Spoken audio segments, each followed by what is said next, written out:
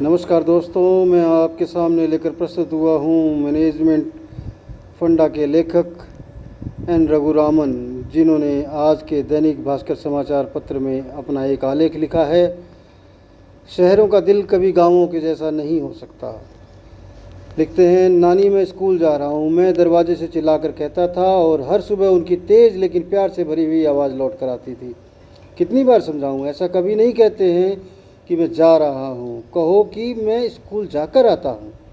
मैं उनकी ओर देखे बिना मन ही मन कभी नहीं बुदबुदाता कि क्या फ़र्क पड़ता है, और मैं वही दोहरा देता जो उन्होंने कहा था और भाग जाता। वे दो शब्द आता हूँ सुरक्षा और आश्वासन का एक अलिखित अनुबंध थे जिस पर हमारे बुजुर्ग भरोसा करते थे।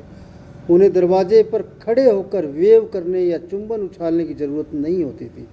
वो हमें जाते हुए बेचैन आँखों से नहीं देखते थे। ये वो दिन थे जब हमारे पास कुछ भी नहीं था और इसके बावजूद हमारे पास किसी भी चीज़ की कोई कमी नहीं थी। वे हमें नंगे पांव और खुले दिल से दुनिया में जाने देते थे, इस विश्वास के साथ कि गांव हमें सकुशल लौटा लाएगा। अगर हमारे पैर कीचड़ से भर जाते तो हम रोते नहीं थे, बस सड़क किनारे लगे हैंडपंप से पानी निकाल कर मिट्टी धो देते और कक्षा के फर्श पर पालती पालती मारकर बैठ जाते। उस ज़माने में हमें रिपोर्ट कार्ड की भी कोई चिंता नहीं होती थी, केवल पास या फेल मायने रखता था। जब किसी बुजुर्ग से डांट खाना रोज़मर्रा की बात थी, इससे किसी को कोई मनोवैज्ञानिक आघात नहीं लगता था। अगर शरारत करने पर कोई बिल्कुल अनजान व्यक्ति हमारे कान उमेट देता था तो हम वकील तलाशने नहीं निकलते थे, हम उसे स्वीकार कर लेते थे। गांव सोशल पेरेंटिंग की परंपरा निभाता था, हम सभी के थे। तब हमारे लिए शर्म की सबसे बड़ी निशानी क्या थी? ट्यूशन जाना। 1960 के दशक में अतिरिक्त कक्षाओं का मतलब यह था कि आप पहली बार में किसी बात को समझने के लिए पर्याप्त होशियार नहीं हैं। और हमारी सबसे बड़ी विलासिता क्या थी? साइकिल के आगे वाली रोड या जंग लगे कैरियर पर बैठकर धूल भरी पगडंडियों पर तेज़ी से चलते चले जाना और फल तोड़ने के लिए साइकिल को किसी सीढ़ी की तरह इस्तेमाल करना। तब हमें ऐसा लगता था कि जैसे हमने पूरी दुनिया जीत ली हो। वो ऐसे दिन थे जब अव्वल दर्जे की उम्मीदें सेकंड हैंड किताबों में रहती थी।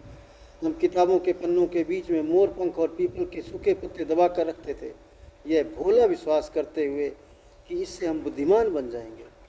उन नाजुक कंकाल जैसे दिखने वाले पत्तों जो फाइन आर्ट की तरह लगते थे में निहित हमारा यह विश्वास हमें वह चीज़ देता था जो शहर शायद ही कभी दे पाते हैं, शुद्ध और बिना कोई मिलावट वाली उम्मीद। उस समय हर पाठ्य पुस्तक पर भूरे रंग के कवर चढ़ाए जाते थे और नन्हे उन्हें कपड़ों से बने झोलों के करीने में रखा जाता था, क्योंकि वे केवल हमारी नहीं थी, उन्हें अगले साल थर्ड हैंड किताबों के रूप में बेचे जाने के लिए भी सहेज रखना होता था।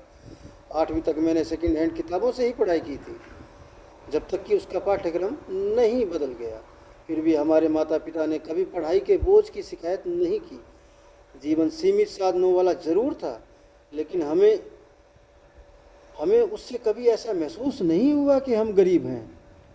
दक्षिण भारत के मंदिरों का शहर कहलाने वाले कुंभकोणम में, जहाँ मैंने प्राथमिक शिक्षा के वर्षों में अपना बचपन बिताया, संस्कृति किसी पाठ्य पुस्तक में नहीं सिखाई जाती थी, वह मिट्टी में ही रची बसी थी।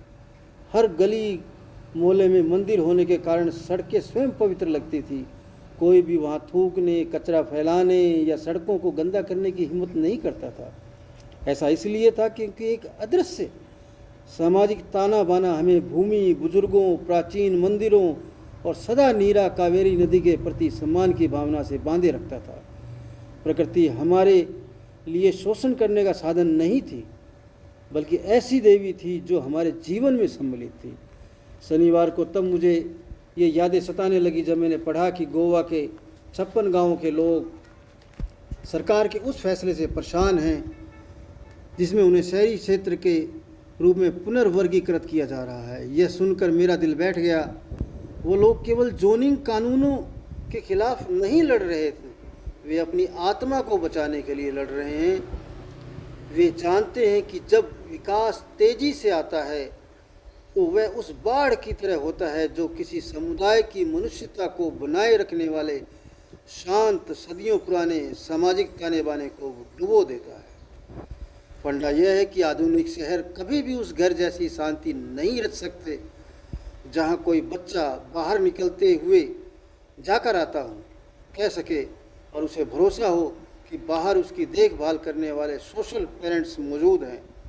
आज जब मैं शहरों की भीड़ भरी लेकिन उदासीन सड़कों को देखता हूँ तो मुझे पुराने दिनों की उन सुरक्षा की यादें सताने लगती हैं। धन्यवाद।